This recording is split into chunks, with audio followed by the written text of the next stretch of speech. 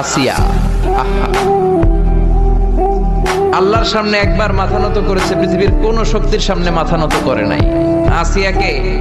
আসিয়া এবং ফেরাউনের finance minister, অর্থমন্ত্রীর বিবি লুকিয়ে কালিমা পড়েছে, সাইয়েদনা মূসা আলাইহিস সালামের উপর ঈমান এনেছে। ফেরাউন শুনে দুইজনকে ডেকে নিয়ে আসলো।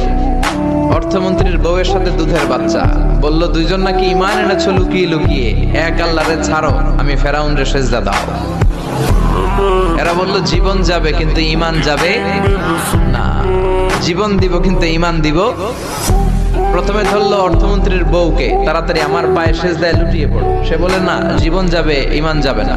বলল তাই নাকি, দেখি তোমার ঈমানের কত পাওয়ার। জল্লাদরে বলল কড়াইয়ের ভেতরে আগুন গরম করো, তৈল গরম করো, দুধের বাচ্চাটারে টেনে নিয়ে তেলের মধ্যে ছেড়ে দাও।